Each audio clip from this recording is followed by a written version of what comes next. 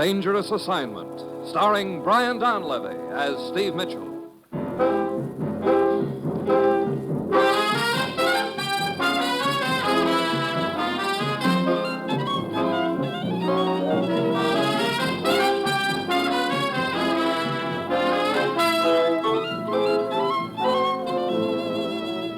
Yeah, danger is my assignment.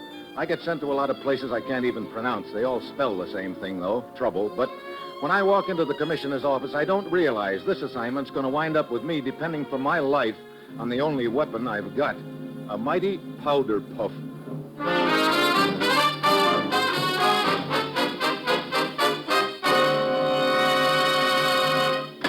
Morning, Commissioner. Ruth said you had an assignment for me. I do. Steve, how would you go about firing a rocket if the firing mechanism was frozen? What? You mean you dragged me in here just to try out a riddle on me? I'm serious. Now answer my question. Okay. So if the firing mechanism was frozen, I probably wouldn't be able to fire the rocket. I suppose that's the wrong answer. No, it's the right answer, and that's what's wrong. Right? Wrong? Hey, look, before we get into a vaudeville routine, I think you'd better start at the beginning. Steve, as you know, the entire Arctic area is a potential battleground. But sub-zero temperatures do a lot of strange things to weapons of war, all the way from impairing their accuracy to rendering them completely useless. So what am I supposed to do? Dream up a new plastic made out of pumpkin seeds to protect them from the cold? You don't have to. It's already been dreamed up. I don't think it's made out of pumpkin seeds, but it's a liquid which does protect weapons and electronic devices from the effects of sub-zero temperatures. Well, that's all very interesting, Commissioner, but I still don't see where I fit into the deal. I'm coming to that. The private company which developed this new plastic has just concluded exhaustive field tests with it up in the Arctic. They learned under actual conditions just how much of this liquid is to be used, how it's applied, and how it affects the accuracy of the weapons. In short, they found out a lot of pretty important information. Vital information, Steve. Their field representative, a man named Holcomb, wrote up a complete report on it for the Western Hemisphere Defense Meeting, which is slated to be held in Quebec, Canada, tomorrow. Oh, I get it. You want me to go up to Quebec and bodyguard this guy Holcomb? I'm afraid it's a little too late for that. Last night, on a side street in Quebec, they found Holcomb's body. He was quite dead. What? And the report was missing. It's vital we get it back. Any contacts in Quebec who might be able to help me? One, Jack Manville, head of research for the plastic company. He's waiting for you in Quebec right now. Now, Steve, get up there, talk to Manville, and go anywhere and do anything that's necessary to find that report. Well, that's it. You've got your assignment. Good luck.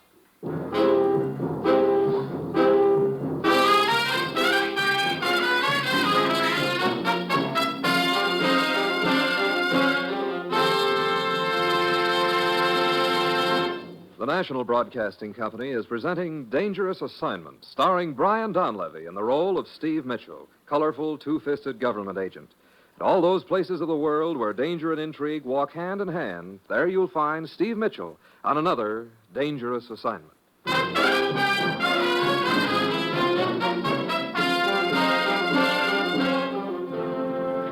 Sure, I've got my assignment. Just a simple matter of flying to Canada to find a missing report containing secret information about Arctic warfare. The only hitch is whoever's got the report is already killed to get it, and it's a cinch he'll kill to keep it. All of which means happy times ahead for lucky me. Well, it's Thursday when my plane lands in Quebec. Jack Manville of the plastic company is waiting for me at the airport, and he hustles me into his car. Looks like a real nasty mess, Mitchell. Yeah. How much do you know about it, Manville? Not very much, I'm afraid. Holcomb went up to the Arctic and made the tests. Brought a report back to present at the defense meeting. Last night they found his body, and the report's missing. You're head of research for the company, aren't you? Yes, that's right. But you didn't make the trip up north with Holcomb? Oh, I couldn't get away. But I told him to wire me when he got back here to Quebec, and he did, so I flew up here to meet him. Looks like I got here too late. Holcomb was the best friend I had, Mitchell. Yeah. You know, that report he had, I suppose you know it's worth a lot of money. Money? Yeah. I'm sure that certain interests would pay a big pile to get their hands on it, and wouldn't be too particular what else they had to do to get it. Well, my job's developing plastics. I'm afraid I'm not up on the international aspects of it. Sure. You happen to know if Holcomb was alone here in Quebec? No, his secretary, Phyllis Baxter, was waiting for him here. Oh, then I guess we'd better talk to her. See if she can give us any additional information. I thought you'd want to talk to her. That's where we're heading now. Oh, good. You know her pretty well? Just slightly. Why? She pretty trustworthy? Sure, as far as I know. No, this is her apartment house here. When did Holcomb arrive in Quebec? Day before yesterday. And he was killed last night. Well, that means he was in town about 24 hours. Yeah, go ahead. I didn't get in until this morning. The way things turned out, I sure wish I'd gotten here sooner. When did Phyllis Baxter arrive, do you know? Several days ago, I think. This is her apartment. Looking for Miss Baxter? Eh? Yeah, I am. Afraid you're a little too late. What do you mean? I'm Mrs. Gaines, the manager here. Miss Baxter moved out last night. What? Well, you know where she went? Well, she didn't say. Left in sort of a hurry. Oh, great. Where could she have gone, Mitchell? I don't know where, but I've got a pretty good idea why. Mrs. Gaines, have you had her apartment cleaned up yet? Oh, no. Haven't had time. Well, I'd like to have a look inside, maybe get some kind of a lead. Uh-huh. You a policeman or something? Or something. Here are my credentials. Mm-hmm. I see. All right. Well, there you are. Help yourself. I'll be down the hall if you need me. Thanks. Come on, Manville. Right. Mitchell, I can't believe Phyllis could be involved in this thing. Oh? Why can't you, Manville? Well, it just doesn't seem like her. She's always been... Wait a minute. What is it? Some ashes here in the fireplace. Yeah. A couple of pieces of charred paper. You think that could be the missing report? It might be. I don't understand. If Phyllis did steal the report, why should she destroy it? Because she was through with it. Through with it? Well, look, man, she couldn't memorize a report like that. That's not what I mean. Let's see. Not in the room anywhere. Let's try the closet. No, nothing but a few empty hat boxes and... Hey, wait a minute. Yeah, here we are. A couple of white enamel pans, a bottle of hypo solution. That's photographic equipment. Yeah, there's your answer, Manville. She knew that report was too bulky to carry, so she transferred it to microfilm. Where you going? Down to police headquarters. Somehow I still can't believe that she had anything to do with this. Look, what kind of a description of her can you give me? Well, she was blonde, about medium height, maybe 5'4", blue eyes. Pretty, but I guess that's about it. Well, that isn't much help. I know it's pretty general, but it's the best I can do. You want me to give you a lift to police headquarters? No, thanks. I want to talk to the manager here again. All right, you call me if I can give any more help, will you? I will. Mrs. Gaines, Yes? I'd like a little more information from you about Phyllis Baxter. Well, afraid I can't help you much there. She was only here for a few days. Did she have any visitors? I wouldn't know. She came and went mostly by night. Well, I guess my chances aren't too good. Trying to find a blonde girl with blue eyes, there's probably several thousand like that right here in Quebec. Well, one thing's sure. You'll never find Phyllis Baxter if you're looking for a blonde girl with blue eyes. What do you mean by that? Oh, she was a brunette with dark eyes. What? But, Manville, just talk... Hey, wait a minute. Maybe you'd better describe Phyllis to me. Well, as I said, she was a brunette. Rather tall girl, quite beautiful. She always used a great deal of makeup, as I remember. Mascara and heavy lipstick. I see. Well, thanks, Mrs. Gaines. Thanks a lot.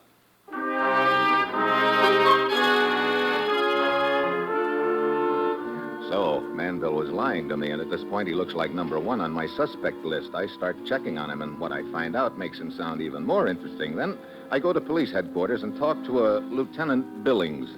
Well, Mitchell, I'll put out this description of Phyllis Baxter you've given me. See if any of my men can spot her. Okay. Of course, she's had a 24-hour head start. She could be long gone by this time. I know. You think Manville is behind the scheme, eh? I don't know exactly where he fits in, Billings, but it sure looks like he's involved somehow. In the first place, he gives me a phony description of Phyllis. In the second place, he said he'd only know her slightly, and yet he took me right to her apartment. So after I got the real description of her from the manager, I started checking up on Manville, and I caught him in another lie. Oh? He told me that he didn't arrive here in Quebec until this morning, but I found out by checking the airport that his plane landed last evening. I see. Well, want to make an arrest? Not yet. It's more important that I find out where that report is, and to do that... Come in. Well, Manville. Hello, Mitchell. I knew you'd be here. I want to talk to you. Well, that's sort of a surprise, Manville. I thought you'd already done your talking. I lied to you about Phyllis's description. Yeah, I know. Why'd you lie? Well, because Phyllis and I were, well, let's just say I had it pretty bad for her. Oh? I just couldn't believe, and I still don't believe she's involved in this, but, well, I guess I was trying to protect her. Well, that wasn't very smart, Manville. Yes, I know that now. You also lied about when you arrived here in Quebec. Yes. Why? I came here earlier than I said so I could be with Phyllis, but for several reasons I can't afford to have it known that I was involved with her. I see. Well, so far you haven't been what I'd call helpful in this deal, Manville. Well, maybe I can make up for it with this. Here. A snapshot. That's right. A snapshot of Phyllis. Huh. Mrs. Gaines was right. She does wear pretty heavy makeup. Okay, this is more like it, Manville. Lieutenant, I'd like you to have a lot of copies made of this picture. Right. We'll put them out at the railroad depots, the airports, and all bus stations. Could be we're not too late after all. Summers, Lieutenant Billings. I'm sending a picture down to you. I want 100 copies right away. Send some to the airport, some to the railway depot, the rest all... 2 hours. We ought to be hearing something soon. She could still be hiding somewhere here in Quebec. Yeah, but I doubt it. Her job probably is to get that microfilm somewhere in a hurry. Lieutenant Billings speaking. What's that? You're certain? I see. Right. I'm afraid we are too late after all, Mitchell. What do you mean? A girl answering Phyllis Baxter's description boarded a plane for Paris 3 hours ago. Paris? Huh. Well, we've got an agent in Paris, Slater. Okay. I'll cable him to meet her plane, and I'll be on the next one.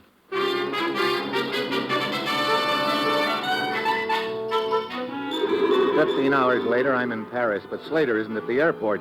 I start walking towards the taxi stand, and then I spot a little guy hurrying after me. Mr. Mitchell! Mr. Mitchell! Huh?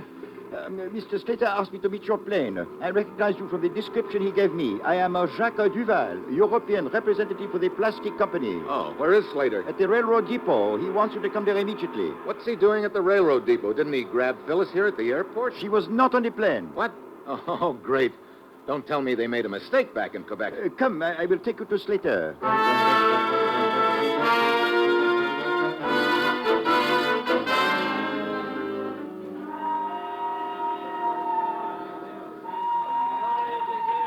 There is Monsieur Slater over there, Mitchell. Yeah, I see him. Steve! Hi, Slater. Well, what's the deal? Merry-go-round, you mean? I got your cable and met the plane all right, but when it landed, no Phyllis. I don't get it. Neither did I.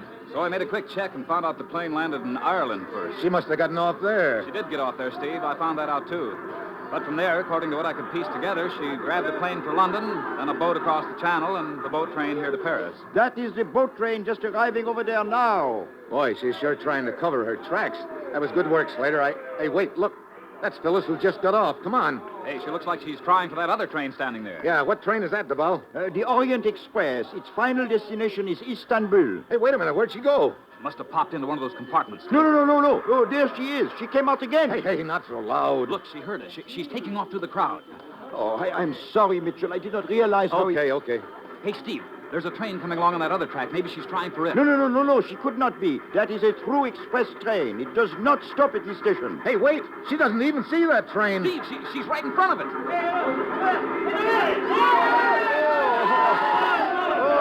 Come on. Oh, let us through, please. One side, please. Let us... Oh, Steve. Yeah. Oh, brother. Oh, sacre bleu. Well, this is sure the end of the line for Phyllis. Yeah. I sure hope she's got that microfilm on her, because if she hasn't, it looks like the end of the line for us.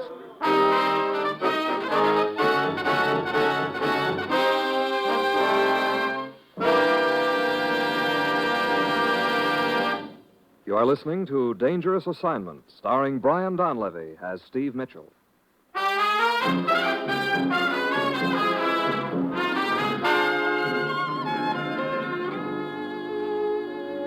Phyllis Baxter's body is taken to the morgue. I give her purse and the rest of her effects a good going over, but I can't find the microfilm anywhere. Monsieur Mitchell, perhaps Mademoiselle Baxter passed it along to a confederate before she reached Paris. Well, if she did that, we're dead ducks. But that doesn't add up either, Duval. If she'd already passed it along, why'd she go to so much trouble to cover her tracks on the way to Paris? Most perplexing affair. It sure is. If I could only get a line on who her contact might be. Hey, look, you're the European representative for the plastics company. Has anybody approached you recently trying to get information about this new plastic? No. As a matter of fact, the development of the new plastic was kept such a secret that even I did not know of its existence until after the report was stolen. Well, it sure looks like we're up against the proverbial stone wall. That microfilm wasn't in any of her clothes, and it wasn't in her purse.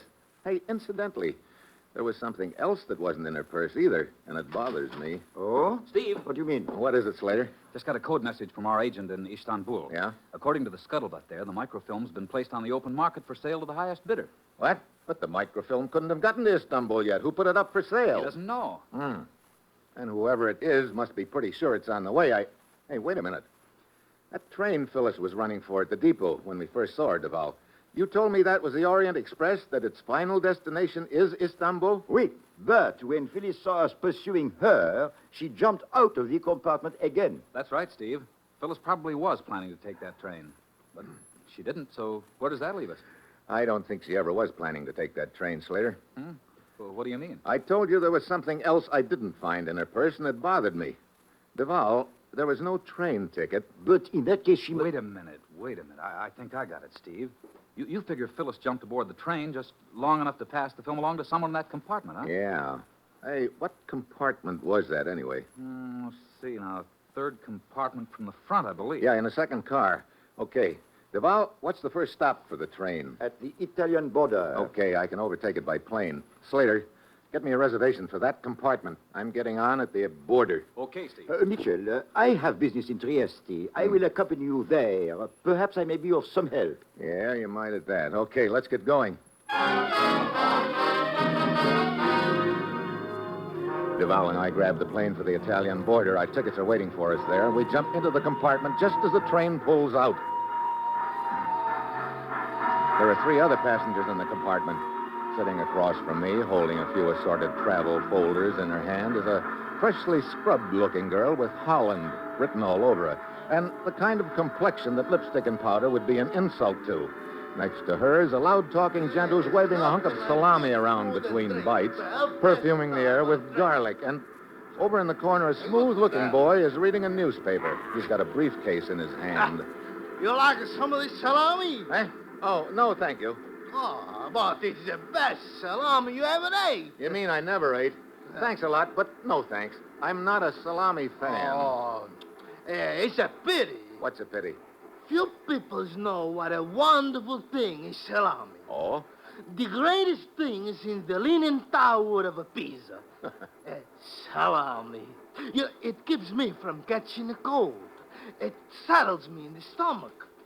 And once, it even kept me from getting robbed. Getting robbed? See, a man came up to me once on the darkest street in Milano. It demanded all my money, see? But with my good friend, the salami, I overcame him. Uh-huh. You breathed in his face, huh? No, I hit him over the head with it. Oh, it's a good salami. Well, it's powerful anyway. Look, would you mind not waving it under my nose? Okay, I'll wave it in my mouth. Oh, fine. You like some wine? No, thanks. Well, how about your friend? Oh, no, merci, no. The little lady then, huh? No, thank you. Well, so nobody likes the Pirone's wine but Pirone. That looks like quite a collection of travel folders you've got there, Miss... Karen. Uh-huh. Oh, yeah. Yeah, I do not dream there are so many places in the world. Oh, not much of a traveler, huh? Oh, no. No, this is first time I ever leave home. What part of Holland is home? Why, Rotterdam. But how do you know I am Dutch girl? Well, that freshly starched and scrubbed look is pretty hard to mistake. Oh, yeah. Yeah, I suppose if I am to travel, I should do as other women do. Mama would never let me wear lipstick, but now... You're doing fine without it. You on a vacation? No, I go to live with Uncle in Arabia. Last week, Mama passed away. Oh. Yeah, nice cheese, anybody? Oh, brother, you must have a hollow leg. Oh, no. Eat and drink is good when riding. Yeah, how about when you're not riding? Well, it's just as good. Mitchell, What is it, Duval? that man in the corner reading the newspaper. Not much of a talker, is he? He has been watching you over the top of his paper. Oh? Look at the briefcase in his lap. Briefcase? Hey, it's strapped to his wrist. Salami. Whatever he's got in there must be pretty important. Microfilm, for instance. Anything new in the paper? Oh, no, only the usual. Happen to know what our next stop is? Why, no, I do not. This your first trip? Oui. Monsieur, if you do not mind, I am reading... Yeah, so I see. Real friendly, isn't he? It would be very interesting to find out what is in his briefcase. Yeah, but how? I still got some salami left. Don't worry, we can smell it. I'm going out for some air, Duval. That garlic is killing me. Very well. I will keep an eye on them when you are gone.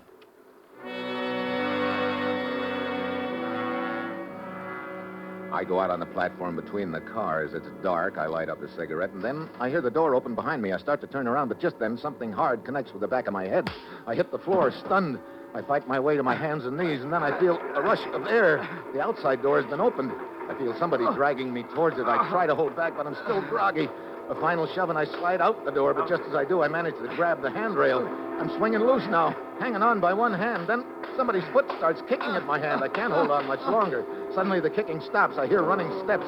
Then I'm being hauled back up on the platform. Here, up with you. What?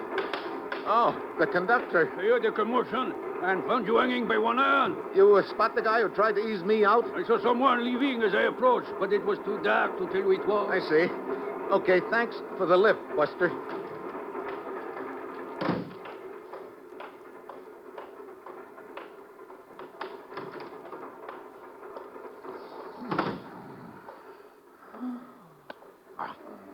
Oh, great. My watchdog. Duval. Duval. Monsieur. Yeah, Mitchell. Your hand. It is bleeding. Here, I got plenty wine. Pour some over it. What happened, Mitchell? Hey, where's the guy with the briefcase? Well, he left the compartment right after you did. Oh, great help you are, Duval. Oh, I am sorry, Mitchell. I guess the air in here made me drowsy. Oh, here. Here, I have handkerchief in my purse. I will bandage your hand with it. Oh, Okay, thanks, Karen. Yeah. There you are. How about you, Peroni? What about the Ferroni? Did you leave the compartment? Oh, me? No. I've been busy eating. Trieste. Hey, where are you going? Oh, I get off at Trieste, but I leave you the rest with the salami. It's very good. Mr. Mitchell, this Peroni, What about him, Karen? well, he lied to you. He did leave the compartment after you did. What? Yeah. I was afraid to tell you in front of him. Mitchell, and now he is getting off here at Trieste. We had better follow him. I still want to know what happened to the gent with the briefcase. Well, speak of the devil. Are you referring to me, monsieur? I sure am, Buster. Where have you been? Why, I do not see that it's your affair. You could be wrong. I said, where have you been? I was getting a drink of water, if that meets with your approval. You sure you weren't out on the platform a few minutes ago slugging me over the head? I do not know what you are talking about. I tell you I was getting a drink of water. Pretty long drink of water. Monsieur, I am certain these things are none of your business. You were getting off here at Trieste? Do I look as if I'm getting off the train? Then where are you heading? Istanbul. Now see here, monsieur. I've had enough of these impertinent questions. What is the meaning of this? Skip it. Come on, Duval. We must hurry. The train will be starting up at any moment. I'm staying. What? But the girl has just told us it is Pironi lied about... Call it a hunch if you want, but I'm going on to Istanbul. But if this hunch of yours That's is a wrong... chance I'll have to take. But we'll be covered one way or the other. How do you mean? You're getting off here at Trieste anyway. But of course. Oh, oui. I can follow this Pironi. Okay, go to it. But just one thing, though. And what is it? Try to stay awake, will you? Ah.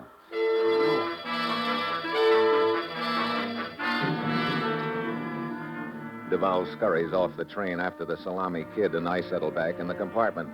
The rest of the way to Istanbul, I keep my eye on the gent with the briefcase. He divides his time between reading his newspaper, taking a few naps, giving me an occasional nasty glance, and making a few mild pitches at Karen, who, in her wide-eyed way, seems thoroughly flattered by the attention. Finally, we arrive at Istanbul. Karen heads for a hotel, and the guy is close on her heels. I follow them into the bar and take a table near the corner where I can keep my eye on him. Then, after a while, he gets up. I follow suit, but much to my surprise, he heads for my table. I think this matter has gone entirely far enough, Mitchell. Oh? I know exactly what you are after, but rest assured, you will never get it. Well, that's interesting to know. Well, now that we understand each other... You are obviously an agent. Well, a matter of fact, For a rival manufacturer. You have learned of our new creation. Hey, wait a minute. An agent for a rival manufacturer? What are you talking about? Ah, my friend, do not attempt subterfuge. It is obvious you have learned of our new creation. Learned that we intend to introduce in the Middle East. And so you followed me, thinking you would get a chance to steal it. so that cheap imitations could be attempted. Cheap image. Hey, look, who are you working for anyway? As you know, for Henri Bonnet. Whoever that is. You do not know who Henri Bonnet No, is? and I'm beginning to think I don't know what you've got in that briefcase either. But you must have heard of the firm Henri Bonnet. In all of France, the most famous, the most exclusive creator of women's girdles. Girdles? You mean to say that's what you're carrying in your briefcase? But of course, our new model, exquisite and revolutionary. Not a two-way, not a three-way, but a four-way stretch. Oh, great. A girdle salesman yet. That does it. Hey, wait a minute. What is the matter? I just remembered something I noticed on the train. It didn't make sense until right now. I'll see you later, four-way. I spot Karen just as she's easing out of the bar. I follow her upstairs and catch up with her just as she's entering her room. What? Mr. Mitchell? Yeah, Mr. Mitchell. Look, let's go inside. I want to talk to you. Oh, but I... Come on, inside. What is the meaning of this? I think the meaning of it is in your purse. Let's have it. No, let go. But... Thanks. Now we'll take a look. I will call the police. I don't think so. Ought to be here somewhere. Yeah, here it is. A compact. Yeah, but of course. What is so strange about a woman's compact? Nothing, except when it's carried by a woman who doesn't wear any makeup. Oh. I spotted it in your purse when you bandaged my hand with your handkerchief, but it didn't register until now. No, you don't wear any makeup, Karen. But Phyllis Baxter did. She passed this compact to you at the depot in Paris. No, that is not true. Oh, save the pretense, my dear. What?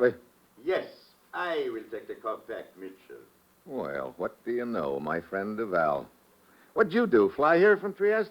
Precisely. It's been you and Karen right from the start, huh? Kill him, Duval. Oh, presently. The compact, Mitchell. Give it to me at once. You're the boy who slugged me on the train pretending to be asleep in the compartment was a good cover for you. Then Karen tried to throw suspicion on Peroni, eh? Mitchell. But I knew it wasn't him. If it had been, I'd have gotten a whiff of that garlic on the platform. Mitchell, I will not ask you again.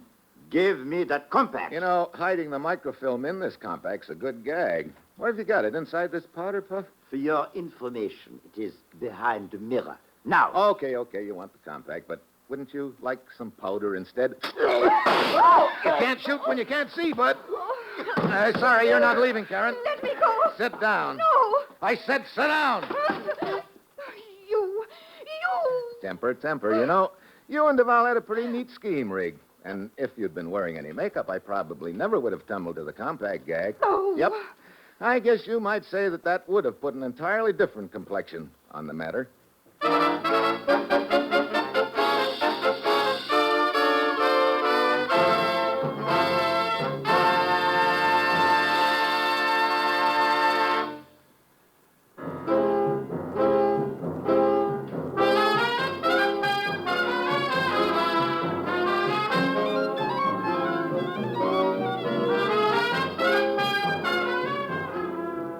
Dangerous Assignment, starring Brian Donlevy as Steve Mitchell, is written by Bob Reif and Adrian Jondo, with music by Robert Armbruster, and is produced and directed by Bill Karn. Be with us again next week at this same time when Brian Donlevy, starring in the role of Steve Mitchell, will embark on another dangerous assignment.